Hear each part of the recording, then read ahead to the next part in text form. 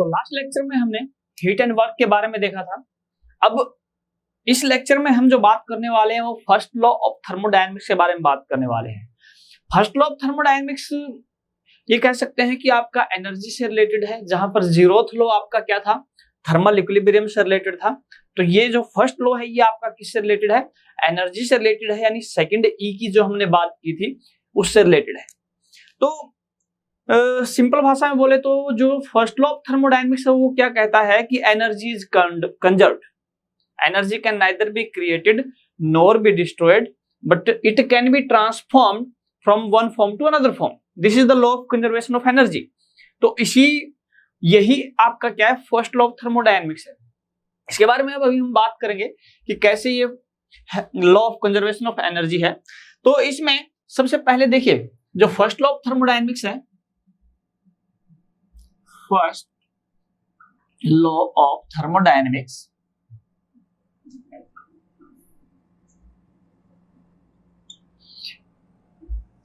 दो केसेस के लिए डिफाइंड है, एक साइकिल के केस में, थर्मोडायनेमिक साइकिल के केस में, और एक थर्मोडायनेमिक प्रोसेस के केस में बात करें। थर्मोडायनेमिक साइकिल के केस में क्या कहता है, फर्स्ट लॉ कहता है कि cyclic integral of del Q is equal to cyclic integral of del W, यानी कि एक साइक्लिक प्रोसेस जो होगी उसमें क्या होगा, जितने भी हीट ट्रांसफर हैं उनका जो सम होगा वो किसके बराबर होगा, उस साइकिल में जितने भी वर्क ट्रांसफर हुए हैं डन बाय सिस्टम या डन ऑन द सिस्टम, उन सब के सम के बराबर होंगे। ठीक है, तो sum of all heat transfer is equal to sum of total work transfer. तो ये जो लॉ है ये ड्राइव हुआ है, डिडक्ट किया है कहां से, जूल से, जूल्स एक्सपेरिमेंट से ये आपका लॉ आया है, जूल्स एक्सपेरिमेंट से ये आपका लॉ आया है। ठीक है, तो ये तो हुआ साइकिल के लिए। जब बात करते हैं प्रोसेस के केस में, तो प्रोसेस के केस में क्या होता है, आपका जो ये रहेगा आपका डेल क्यू बराबर हो जाएगा डेल डब्ल्यू प्लस डीई। अब ध्यान दीजिए एक चीज, यहां पर हम डेल लगा रहे हैं, यहां पर डी लगा रहे हैं, दोनों में डिफरेंस है। ठीक है, क्योंकि ये वाले जो है ये पाथ फंक्शन है और ये क्या है आपका एक पॉइंट फंक्शन है, जिसके बारे में मैं अभी डिस्कस करूंगा थोड़ी देर में। ठीक है, तो यहां पर इसलिए मैंने क्या लगाया, डेल लगाया है, और यहाँ पे क्या लगाया है, डी लगाया है। तो यहां पर जो ई है ये क्या है, एनर्जी है, एनर्जी इन स्टोरेज। ई क्या है, एनर्जी इन स्टोरेज। और ये जो होती है एनर्जी ये क्या होती है, this is sum of various energies, जिसमें U is the internal energy plus kinetic energy plus potential energy. तो ये आपकी वेरियस एनर्जीज का सम है जो ये ई है। ठीक है, तो ये आपका क्या होता है, सिस्टम के अंदर स्टोर रहती है ये वाली एनर्जी। अब यहां से अगर मैं देखूं तो साइक्लिक इंटीग्रल की बात करें तो during a cycle change in DE is zero, change in DE is zero, net change जो होगा एनर्जी में वो क्या हो जाएगा, जीरो हो जाएगा। अब यहां पर इंपॉर्टेंट क्वेश्चन क्या आता है, इंपॉर्टेंट क्वेश्चन ये आता है कि ये जो इक्वेशन है ये किसके लिए वैलिड है, ये वाली जो इक्वेशन है ये वैलिड है थर्मोडायनेमिक साइकिल के लिए, ये वाली जो वैलिड है ये किसके लिए है, थर्मोडायनेमिक प्रोसेस के लिए वैलिड है, पहली बात। तो दूसरी चीज यहां पर जो इंपॉर्टेंट है, देखिए del Q minus del W बराबर डीई की अगर बात करें तो ये दोनों का डिफरेंस इसके बराबर है।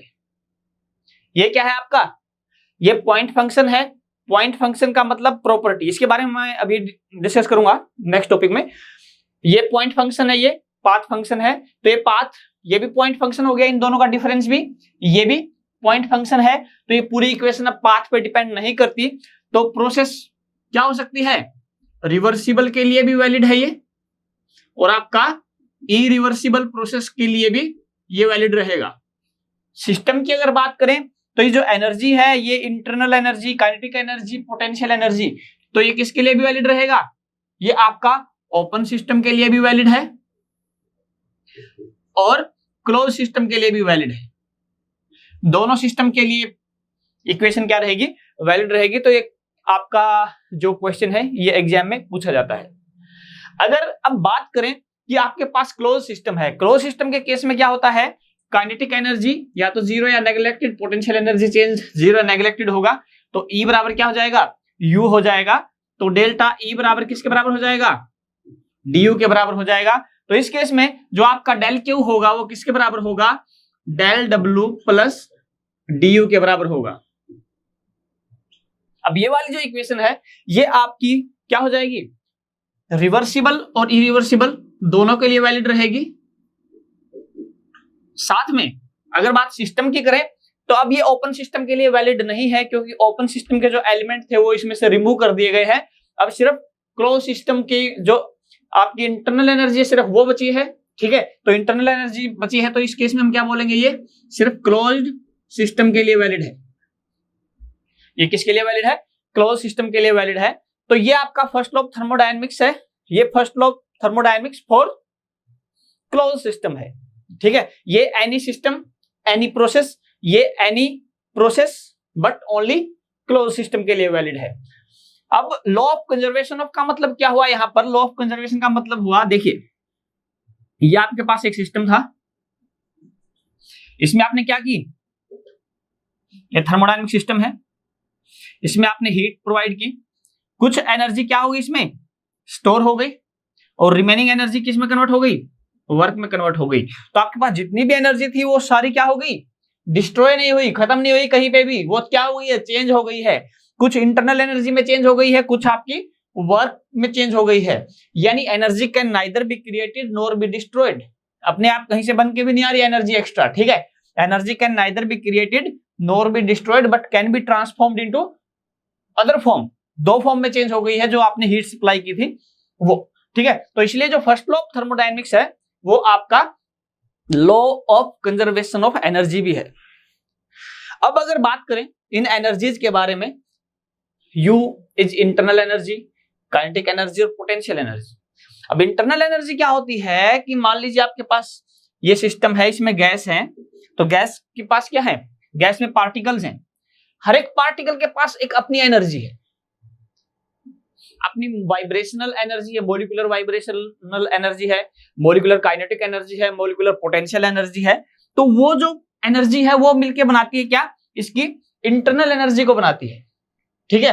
तो एक पार्टिकल की अगर U है तो N पार्टिकल से क्या हो जाएगी, N into U, and this will be the total internal energy of this system. सभी पार्टिकल्स की जो इंटरनल एनर्जी है उसको ऐड करके बनेगी, यानी मास पे क्या करती है ये इंटरनल एनर्जी, इंटरनल एनर्जी मास पे डिपेंड करती है। तो मास पे डिपेंड करती है तो क्या होगा, जो इंटरनल एनर्जी है ये क्या हो जाएगी, एक्सटेंसिव प्रॉपर्टी होगी, क्योंकि ये मास पे डिपेंड करती है,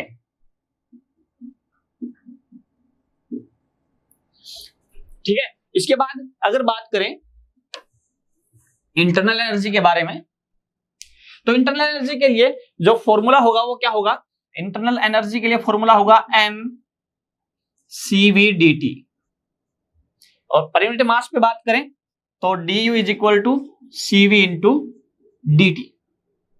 अब यहां पर ये जो रिलेशनशिप है डायरेक्टली पूछ लिया जाता है पेपर में, ये भी क्वेश्चन आपसे पूछ लिया जाता है इंटरनल एनर्जी को लेकर।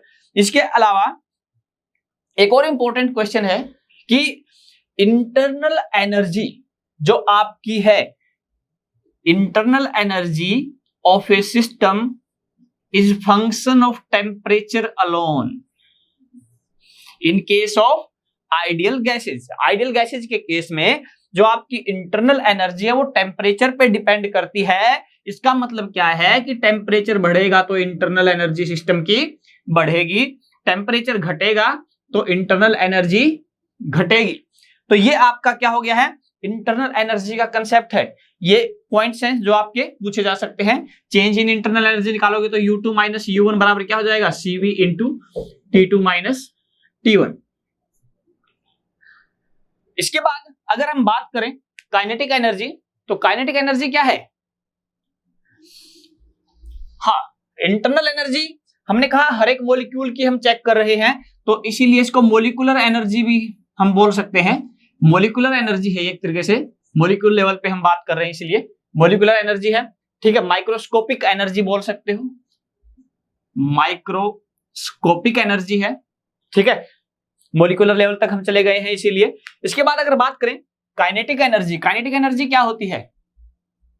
काइनेटिक एनर्जी आप लोगों ने पढ़ा है half mv square. Kinetic energy क्या होती है? Half mv square.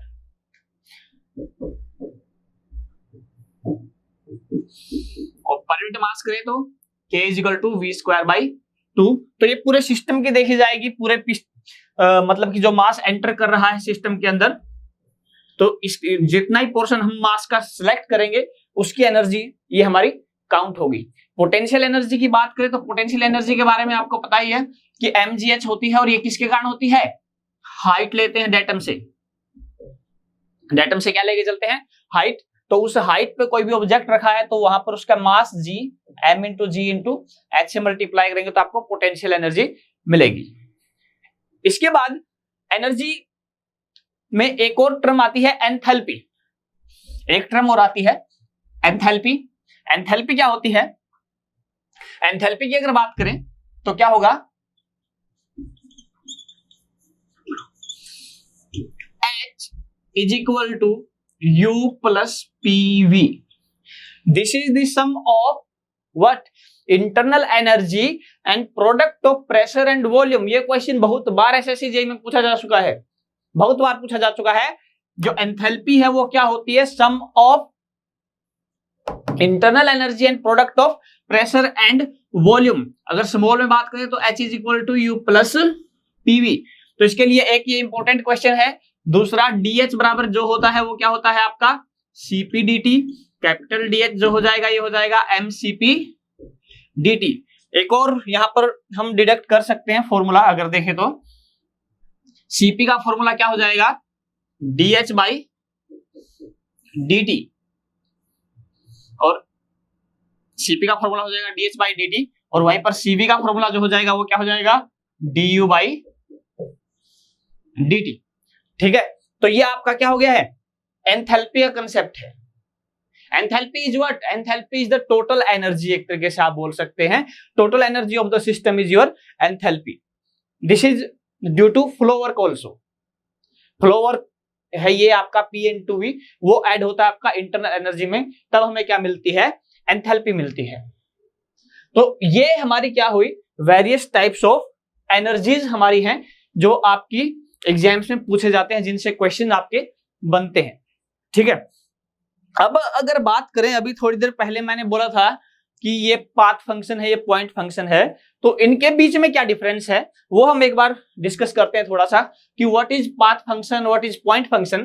क्योंकि यहां से भी आपका क्वेश्चन पूछा जाता है, यही क्वेश्चन पूछा जाता है कि which of the following is a point function, which of the following is a path function. तो उसी पे हम डिस्कस करेंगे यहां पर, और साथ ही साथ आप लोग शेयर करते रहिएगा वीडियो को, अपने दोस्तों के साथ शेयर कर दीजिएगा ताकि ज्यादा से ज्यादा लोगों तक ये वीडियो पहुंच जाए। क्योंकि एग्जाम नजदीक है तो जितने लोग फायदा उठा सकते हैं उतना अच्छा रहेगा आप लोगों के लिए भी और बाकी लोगों के लिए भी। चलिए देखिए, अब हम बात करते हैं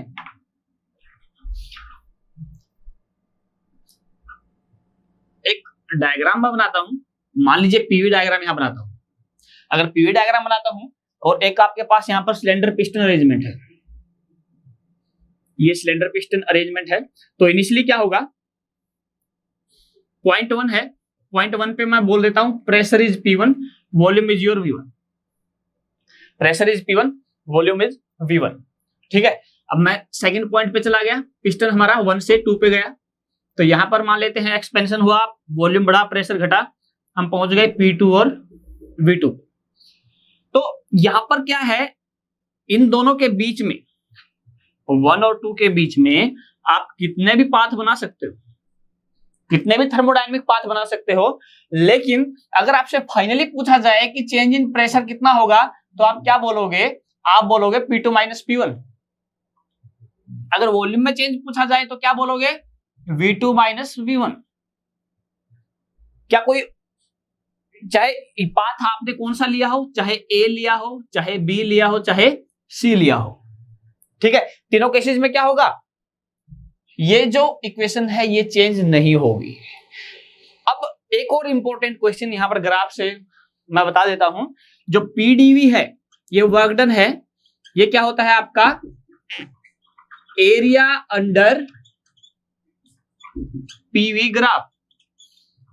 किसी भी प्रोसेस के पीवी ग्राफ के अंडर का एरिया, जैसे ए प्रोसेस के लिए बात करें तो हमारे पास क्या होगा, ए प्रोसेस के लिए ये होगा वर्क डन, बी के लिए ये होगा, सी के लिए ये होगा।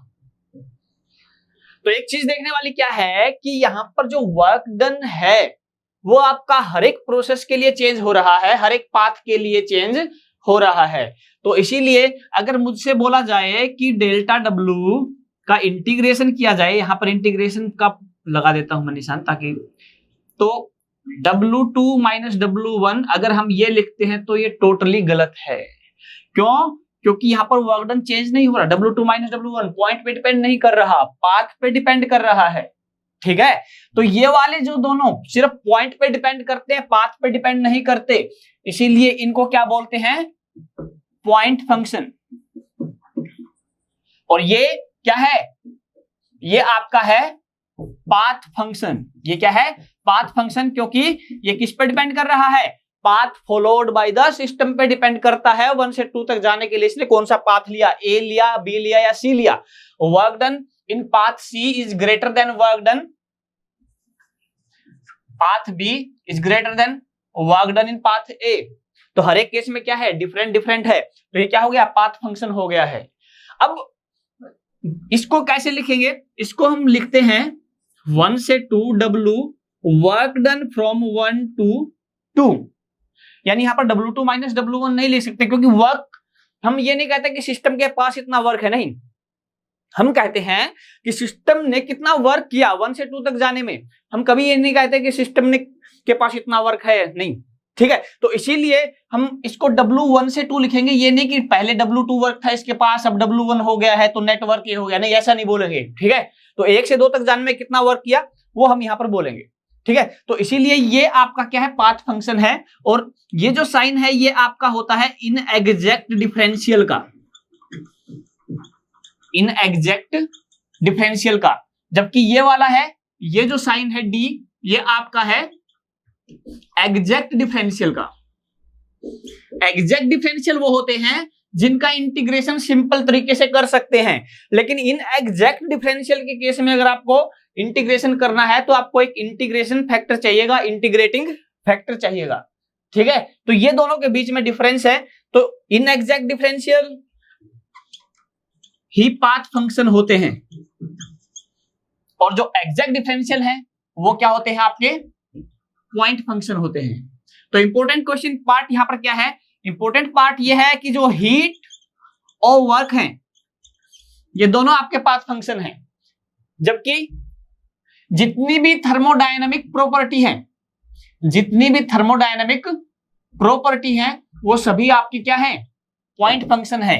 चाहे आपका प्रेशर हो, वॉल्यूम हो, टेम्परेचर हो, एनर्जी हो, एंट्रोपी हो, सभी के सभी क्या है, आपके पॉइंट फंक्शन है। यानी किसी भी क्वांटिटी को अगर आपने क्या प्रूव करना है कि वो प्रॉपर्टी है, तो आप क्या प्रूव कर दो, आप सिंपली ये प्रूव कर दो कि वो क्या है, एक एग्जैक्ट डिफरेंशियल है या फिर पॉइंट फंक्शन है, तो वो आपकी क्या हो जाएगी, एक थर्मोडायनेमिक प्रॉपर्टी हो जाएगी। तो this is the difference between point function and path function. तो क्वेश्चंस की अगर बात करें तो क्वेश्चंस हम एक अलग वीडियो लेके आएंगे, पूरी थर्मोडायनामिक्स के क्वेश्चन, जिसमें हम सिर्फ क्वेश्चंस ही डिस्कस करेंगे। ठीक है, जिसमें क्वेश्चंस भी रहेंगे आपके और न्यूमेरिकल्स भी रहेंगे। तो ये बात की हमने पॉइंट फंक्शन और पाथ फंक्शन की। अब इसके बाद अगर हम बात करें, हम बात करते हैं कि अब इस जो अलग अलग क्वांटिटीज हमने देखी हैं, ये अब हम कैलकुलेट करेंगे वेरियस प्रोसेसेस के लिए जो हमने पढ़ी थी, isothermal, isobaric, isochoric, adiabatic and polytropic process, उनके लिए हम देखेंगे। ठीक है, तो बढ़ते हैं आगे।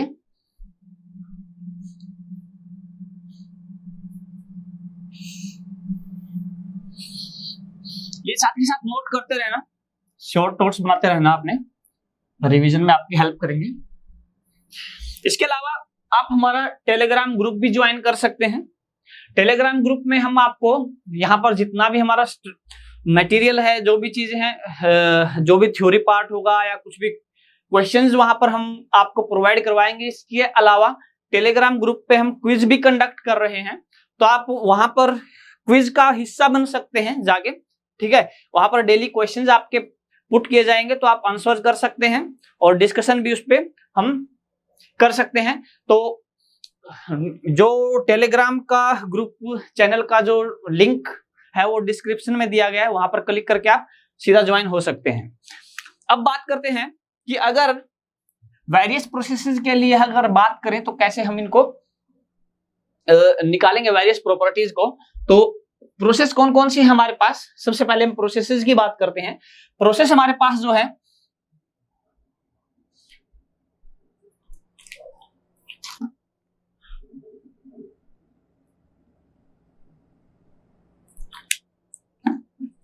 आइसोबारिक,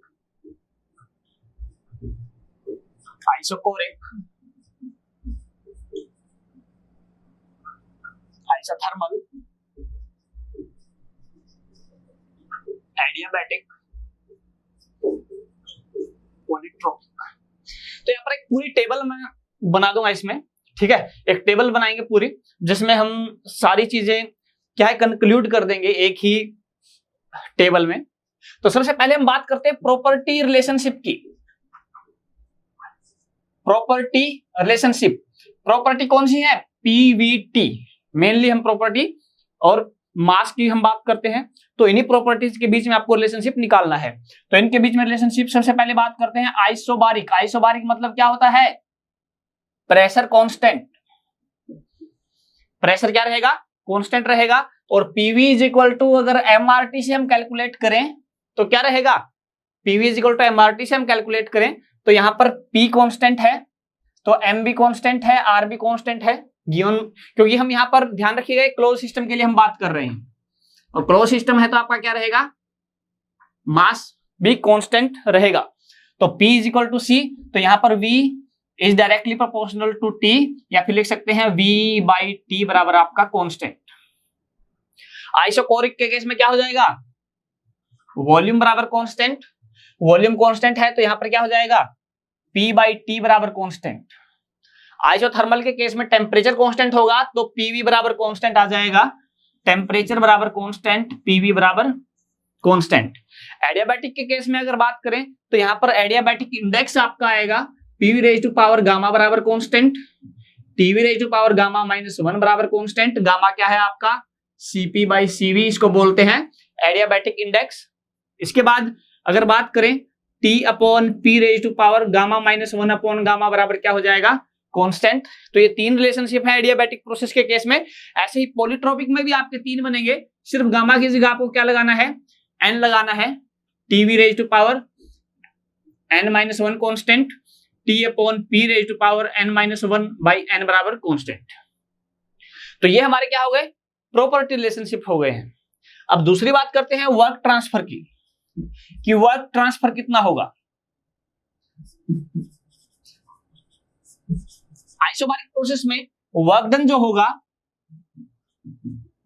प्रेशर कांस्टेंट है, dV से क्या हो जाएगा, V2 माइनस V1। आइसोकोरिक में क्या हो जाएगा, वॉल्यूम कांस्टेंट है तो वर्क डन विल बी 0। जबकि आइसोकोरिक में, आइसोथर्मल में क्या है, टेम्परेचर कांस्टेंट है तो यहां पर वर्क डन के लिए कुछ रिलेशन होंगे, P1 V1 ln V2 by V1, या P1 V1 ln P1 by P2। ये दोनों ही वर्क डन के लिए रहेगा। इसमें यहां पर वर्क डन क्या रहेगा आपका, 0 है, यहां पर P1 V1 ln V2 by V1, P1 V1 ln P1 by P2। Adiabatic के केस में क्या रहेगा, P1 V1 minus P2 V2 upon gamma -1। Polytropic के केस में क्या रहेगा, P1 V1 minus P2 V2 upon n-1। ये आपके वर्क डन रहेगा हर एक केस में। बात करते हैं हम इंटरनल एनर्जी की। बात करें तो इंटरनल एनर्जी के लिए हमने एक फॉर्मूला देखा था, du is equal to mcv dt, du is equal to mcv dt। तो u2 माइनस u1 क्या हो जाएगा, mcv t2 माइनस t1। तो इसमें भी यही है, इसमें भी सेम रहेगा, लेकिन आइसोथर्मल के केस में टेम्परेचर क्या है, कांस्टेंट है, तो T2 माइनस T1 क्या हो जाएगा, 0 हो जाएगा। तो ये जो हो जाएगी 0 हो जाएगी। इसके अलावा एडियाबैटिक में भी सेम रहेगी और पॉलीट्रोपिक में भी सेम रहेगी, जो ये फॉर्मूला है। तो इस चीज का ध्यान रखना, ये जो फॉर्मूला है ये हर एक प्रोसेस के लिए वैलिड है in case of real gases, sorry ideal gases के केस में ये आपका फॉर्मूला जो है हर एक प्रोसेस के लिए वैलिड रहेगा। इसी तरीके से अगर बात करें एंथैल्पी की, और एक चीज का ध्यान रखिए यहां पर एंथैल्पी इंटरनल एनर्जी चेंज हम निकाल रहे हैं, इंटरनल एनर्जी 0 नहीं होती। इंटरनल एनर्जी 0 कब हो सकती है? जब टेम्परेचर ही 0 हो जाए, 0 केल्विन हो जाए, अदरवाइज नहीं। ठीक है, तो यहां पर आप क्या बोलेंगे? इंटरनल एनर्जी चेंज 0 है यहां पर। ठीक है, तो एंथैल्पी चेंज की बात करें, एंथैल्पी चेंज की अगर बात करें तो क्या होगा? H2 माइनस H1 बराबर होगा Cp into T2 minus T1। इसमें भी सेम रहेगा, अगेन ये भी सबके लिए वैलिड है, सेम फॉर्मूला वैलिड है। आइसोथर्मल में फिर से 0 हो जाएगा क्लोज सिस्टम के केस में, और एडियाबैटिक के लिए सेम, पॉलीट्रोपिक के लिए भी आपका सेम रहेगा। अब बात करते हैं हीट ट्रांसफर की। अब बात करते हैं हीट ट्रांसफर की, तो हीट ट्रांसफर क्या होगा? आइसोबारिक के केस में क्या है? Work done is this. ठीक है, तो यहां पर जो डेल क्यू आपका निकल के आएगा वो डीएच के बराबर निकल के आएगा, that is M CP D के बराबर। यहां से क्वेश्चन क्या बनता है? यहां से क्वेश्चन ये बनता है कि आइसोबारिक प्रोसेस में जो हीट ट्रांसफर होता है वो एंथैल्पी के बराबर होता है। यानी कि अगर आपने सिस्टम को heat the at constant pressure तो वो उसकी एंथैल्पी बढ़ाएगा, अगर आपने सिस्टम से हीट निकाली एट कांस्टेंट प्रेशर तो वो उसकी एंथैल्पी को क्या करेगा? आपको घटाएगा। आइसोकोरिक प्रोसेस में अगर बात करें तो आप फर्स्ट लॉ अप्लाई कर सकते हैं, डेल क्यू बराबर del W plus D U, और वर्क डन 0 होता है तो डेल क्यू किसके बराबर आ जाएगा? डी यू के बराबर। यानी तो हीट ट्रांसफर क्या हो जाएगा? M C V D T. तो यहां पर मैं क्या बोल सकता हूं कि आइसोकोरिक प्रोसेस में आप जो भी हीट सप्लाई करोगे वो क्या करेगी?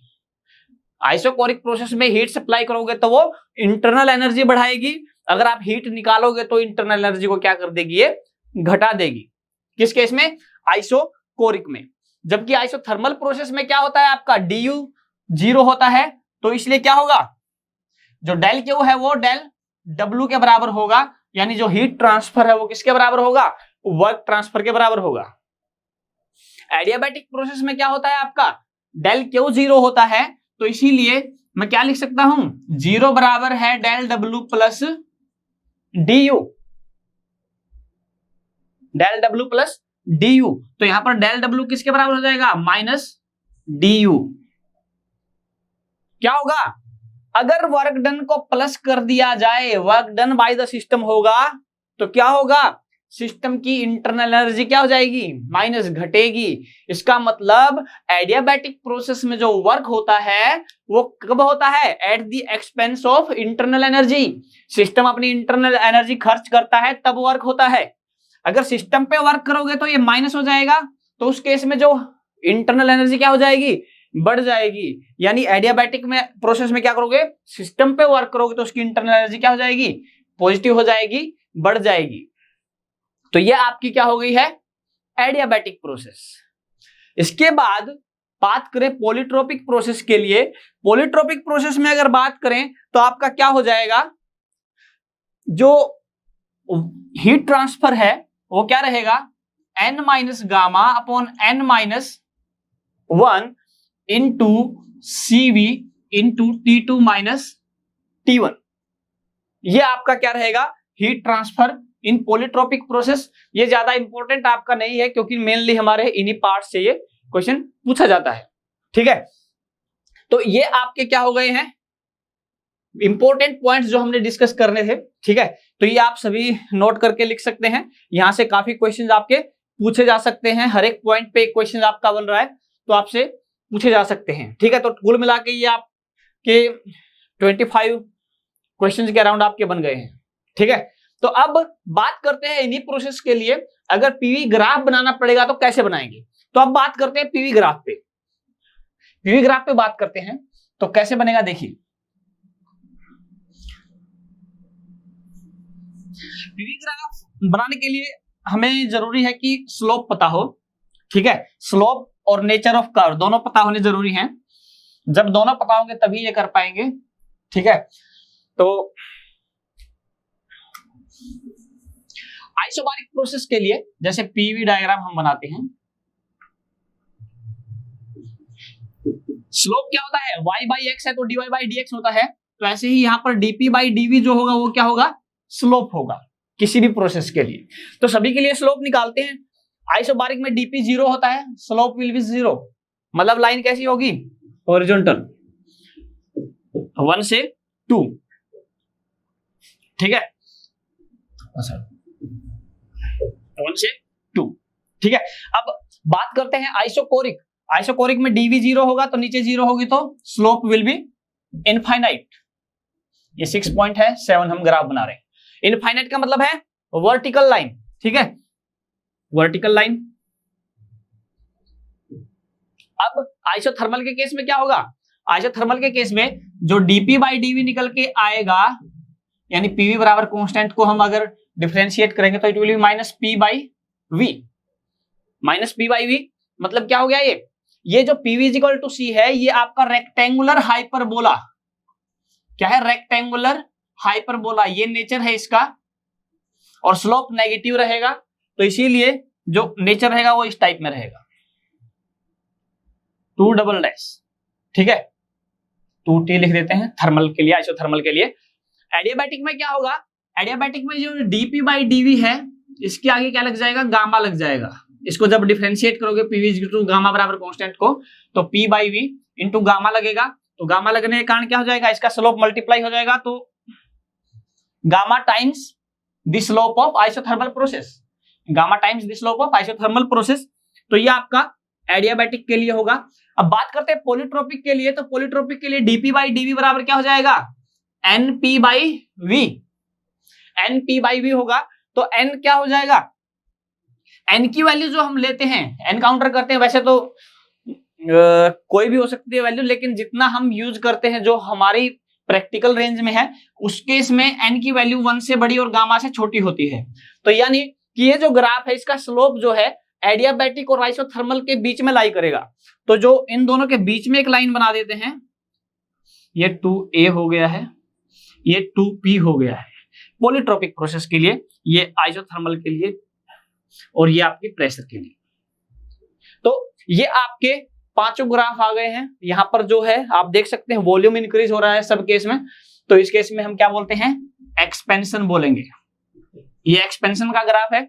ऐसे ही अगर आपको कंप्रेशन का ग्राफ बनाना है तो कैसे बना सकते हैं, कंप्रेशन का ग्राफ बनाना है तो आपको सिर्फ डायरेक्शन चेंज करनी है, ठीक है।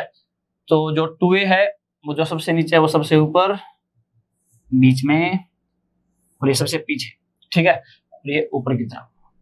तो ये वॉल्यूम के लिए हो जाएगा, ये प्रेशर के लिए हो जाएगा, ये आपका एक्सपेंशन था, ये आपका क्या हो जाएगा, कंप्रेशन हो जाएगा।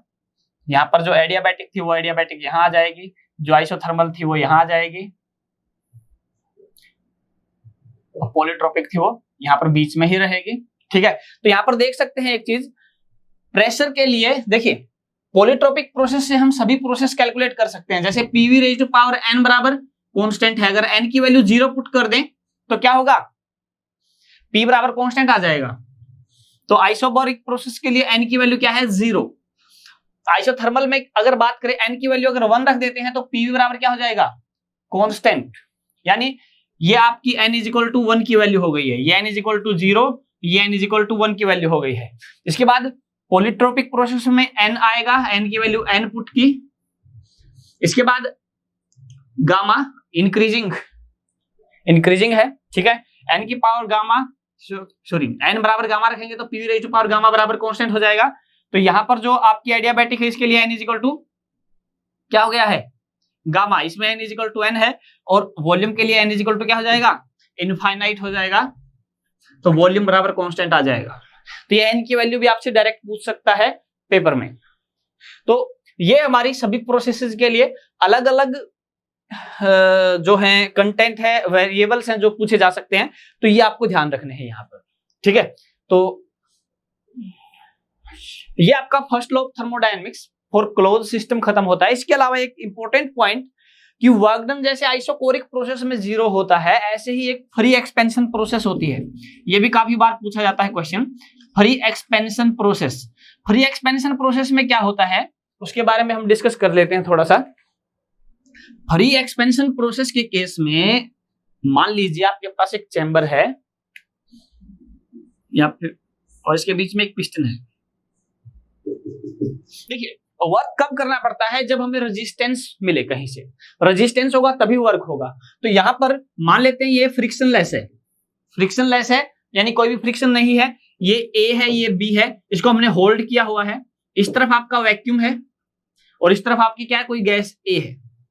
क्या हुआ, यहां पर स्टॉप लगे हुए हैं, हमने जैसे ही स्टॉप रिमूव किया तो ये जो पिस्टन है ये इस तरफ मूव करना स्टार्ट कर देगा। अब उधर से कोई रेजिस्टेंस है नहीं, नॉर्मली जो रेजिस्टेंस होना चाहिए वो एटमॉस्फेरिक प्रेशर भी होता है, नॉर्मली पिस्टन सिलेंडर की बात करें, लेकिन यहाँ पर वैक्यूम है तो कोई भी रेजिस्टेंस नहीं है। उस केस में जो हम वर्क कर रहे हैं वो अगेंस्ट दी एटमॉस्फेयर कर रहे होते हैं। यहाँ पर हमें कोई है ही नहीं जिसके अगेंस्ट मुझे काम करना पड़े, क्योंकि फ्रिक्शन भी मैंने क्या कर दिया है, नेग्लेक्ट कर दिया है। तो इस केस में पीडीवी 0 नहीं है, पीडीवी 0 नहीं है। क्यों?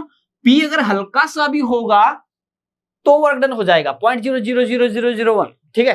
पीडीवी 0 नहीं है, लेकिन वर्क डन जो इस केस में रहता है आपका, वो वर्क डन हमेशा 0 होता है। वर्क डन क्या रहता है, 0 रहता है। तो ये एक इंपॉर्टेंट क्वेश्चन यहां पर पूछा जाता है। फ्री एक्सपेंशन प्रोसेस में भी जो वर्क डन होता है वो 0 होता है, और दूसरा ये एक इरिवर्सिबल प्रोसेस है, ये भी क्या है, इरिवर्सिबल प्रोसेस है, ठीक है। तो ये आपका फर्स्ट लॉ ऑफ थर्मोडायनेमिक्स यहां पर कंप्लीट होता है। बाकी आप इस वीडियो को लाइक कर दीजिए, सब्सक्राइब कर दीजिए और शेयर कर दीजिए अपने दोस्तों के साथ, ठीक है। इसको हम बहुत जल्द ही इस वीडियो में थर्मोडायनेमिक्स खत्म होने के बाद नेक्स्ट जो हमारा सब्जेक्ट है वो स्टार्ट करने वाले हैं।